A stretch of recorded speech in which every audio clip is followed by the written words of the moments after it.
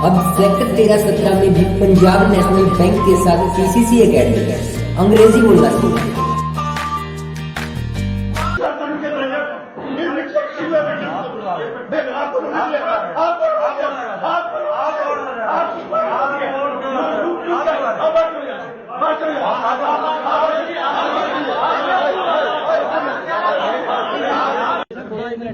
इसमें जो ये बात स्पष्ट रूप से आई है, ये इसमें ये बात स्पष्ट रूप से आई है कि हमारे एक जो रोहतक के मंत्री है मनीष ग्रोवर जी, वो रोहतक में बूथ के अंदर, जबकि बूथ के अंदर कोई किसी कैपेसिटी में नहीं घुस सकता, कैंडिडेट जा सकते हैं या उसका इलेक्शन एजेंट जा सकते हैं, मगर यहाँ पे रोहतक के मंत्री बूथों के अंदर जा रहे हैं, बाहुबलियों को लेके जा रहे हैं। और जिस तरह का ये और सरकार वहाँ पे पुलिस प्रशासन कोई रोक टोक नहीं, कोई इस बात के लिए आज तक देश में मैं समझता हूँ इस तरह का प्रजातंत्र की हत्या का तांडव नहीं देखा गया होगा कि मंत्री बूथ के अंदर घुसे बाहुबलियों को लेकर और कोई पुलिस की तरफ से, कोई प्रशासन की तरफ से कोई रोक टोक नहीं। और ये हमने डीसी साहब को मैंने 1-1.5 घंटे पहले जब ये रिपोर्ट आई थी पहली, तब भी बताया था, रिटर्निंग अफसर है। अब दोबारा हम इनके पास आए कि भाई ऐसे प्रजातंत्र की हत्या नहीं करने दी जाए, ऐसे बूथों के अंदर घुसना किसी को अलाउड नहीं, और उनके ऊपर मुकदमे दर्ज हो, जो फौजदार का मुकदमा है, बूथ कैप्चरिंग का मुकदमा है, क्योंकि अंदर जाके बूथ कैप्चरिंग के ये इंटिमिडेशन के माध्यम से बूथ कैप्चरिंग के धाराएं उन पर लगाई जाए। और उसके अलावा जो उनके साथ एक व्यक्ति थे, उन्होंने जो हमारे बार के पूर्व प्रधान जो जी थे, उनको जो है एक तरीके से जान से की धमकी भी दी, सापड़ दूंगा, तो इस तरह की तो उनको जान से मारने की धमकियां तक भी दी। तो ये और खुली तौर पे जो वीडियो वगैरह सारे आपके सामने हैं। तो ये जो इस तरह का जो है एक बूथ के अंदर जाके मंत्री जी को किस परमिशन में अलाउड है, मैं इलेक्शन कमीशन से पूछना चाहता हूँ कि इस देश में संविधान है कि नहीं है।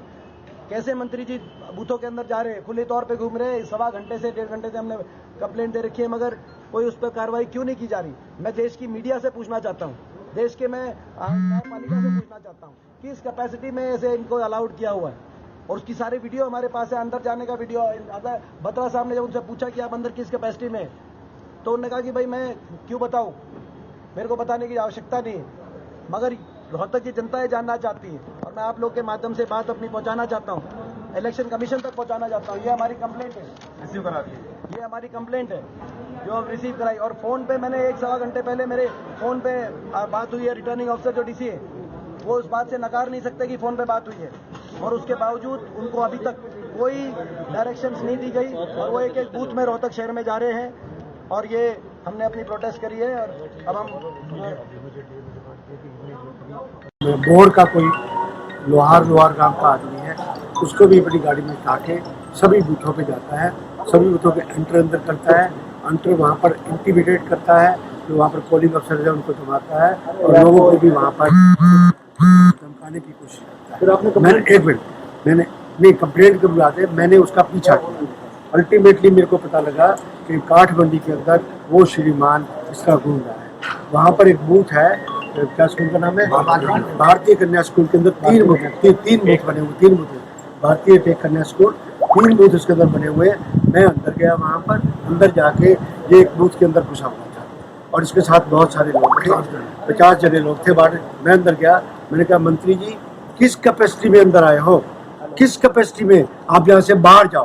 बेटा तू कौन होता पूछने वाला, तू कौन? मैं कहा तू बोलने की जरूरत नहीं है, सीधी बात है। मैं पूछ रहा हूँ अथॉरिटी लेटर मैं दिखा दूँ, मैंने बताया तेरे को कोई दिखाऊँ मैं अथॉरिटी लेटर। मैं कही मैं एतराज़ कर रहा हूँ, इस प्रिजाइडिंग ऑफिसर को दिखा दो, इस प्रिजाइडिंग ऑफिसर को दिखा दो, कोई दिक्कत वाली बात नहीं है हमें, इसको दिखा दो, ये कुछ है। वो करता रहा, उसके लोग मेरे साथ काम करते रहे, मेरे साथ भी मेरे जवान लड़के थे, उन्होंने मेरे को वहाँ से सेव किया।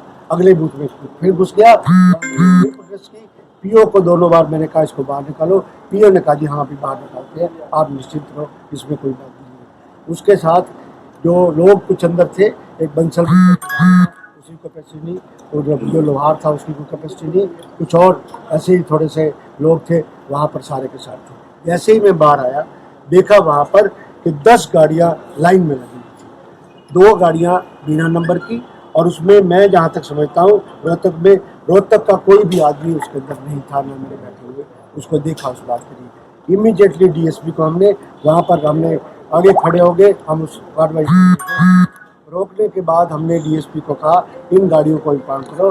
लोकेंद्र फवाड मेरे साथ था, अंदर भी मेरे साथ था, बाहर भी साथ था। कुछ लोगों ने उन गाड़ियों को डी फ्लैट करने की कोशिश की। मैंने कहा भाई डी फ्लैट हमने कुछ नहीं करना, हम सारी सुरक्षा को मानते हैं, सब कुछ मानते हैं।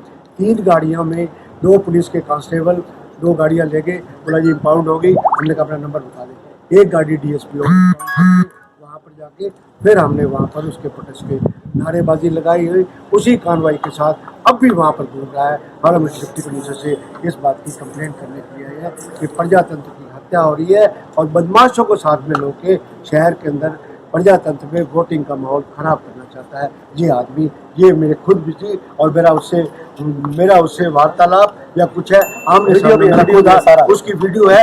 वीडियो 15 मिनट के अंदर आप सभी जितने भी हैं सबके पास मैं अपने ऑफिस से भिजवा दूंगा। मैं अपने चुनाव कार्यालय में बैठा था, वहाँ मुझे शिकायत आई कि विश्वकर्मा स्कूल के साथ जो अपना बूथ नंबर है 100 कितने था वो 143-44 ऐसे को बूथ नंबर है, वो अपना विश्वकर्मा स्कूल के सामने उस स्कूल के बाहर वहाँ बीवी बत्रा जोजो गराज बल्ले और उसके साथ 20 लोग अंदर बूथों में घुसे हुए थे। मैं वहाँ गया और वहाँ मेरी गर्मा गर्म आई और उसके बाद हमने उनको निकाला। अब वो हार हताश में वो अपनी ये आरोप लगा रहे हैं, इसलिए आज उनकी गाड़ियाँ बिना परमिशन से बीबी बत्रा की और जोजो की और उनके बल्ले की।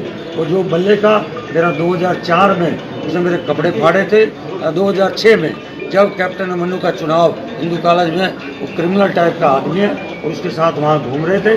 जब मैंने वहाँ रोका तब उसके बाद हम उनको बाहर निकाला। ओवरऑल रोहतक लोकसभा से हमारे भारतीय जनता पार्टी के पक्ष में आदरणीय मोदी जी के पक्ष में लहर है और कांग्रेस के चेहरे उतरे हुए हैं। सब्सक्राइब करें और साइड में दी घंटी को भी दबाएं ताकि आप तक हर समाचार पहुंच सके।